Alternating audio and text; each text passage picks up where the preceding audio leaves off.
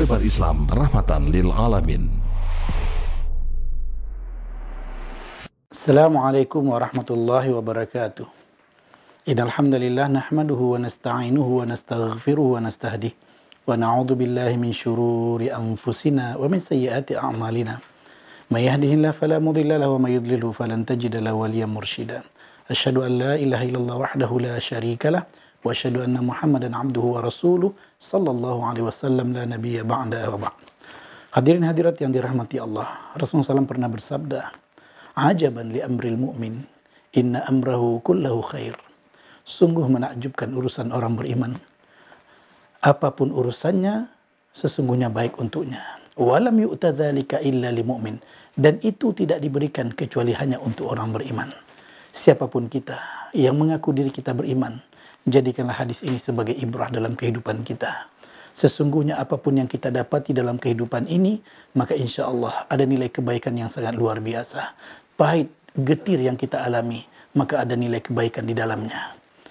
In asabahu syarra syakar. Jika dia diuji dengan kenikmatan, maka dia bersyukur. Wa in asabahu dharra sabar.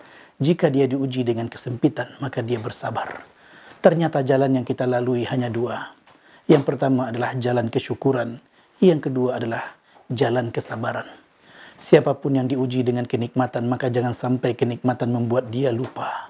Jangan sampai kenikmatan membuat dia lupa daratan, yang membuat dia kemudian menyia-nyiakan tanggung jawab yang ada. Dan siapapun yang diuji dengan kesempitan, maka jangan pernah anggap bahwasanya pintu langit sudah tertutup untuknya, karena sesungguhnya Rasulullah SAW mengingatkan kepada kita, inna amrahu kullahu khair. Sesungguhnya urusannya baik untuknya. In asabahu syarra syakar. Jika dia diuji dengan kenikmatan, maka dia bersyukur. Maka perbanyaklah syukur dalam hidup ini.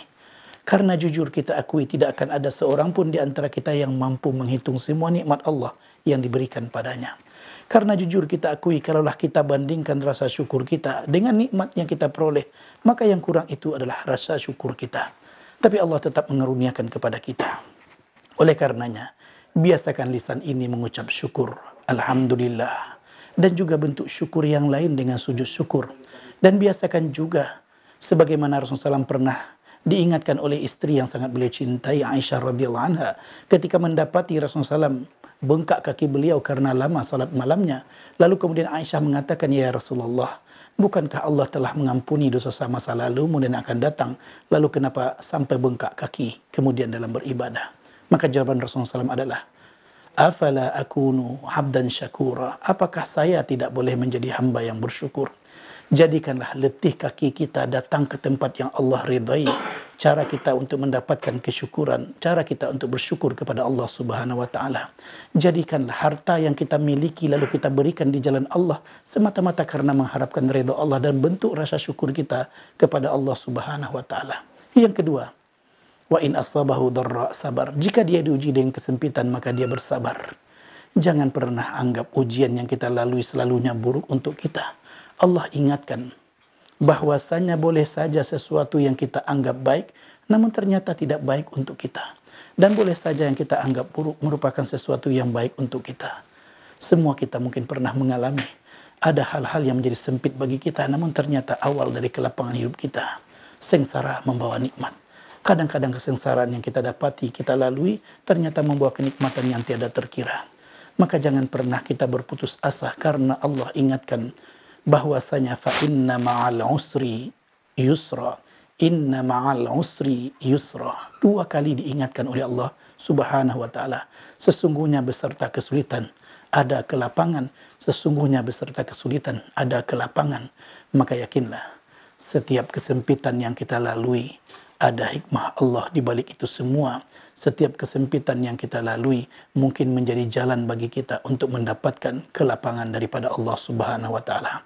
Maka selalulah jaga syukur dengan sabar dalam hidup ini supaya kita tetap menjadi orang bahagia sejauh dan sepahit apapun yang kita alami dalam kehidupan. Demikian saja hadirin hadirat yang dirahmati Allah. Mudah-mudahan ada pelajaran yang kita petik dari ceramah singkat kita. Assalamualaikum warahmatullahi wabarakatuh. Menebar Islam rahmatan lil alamin.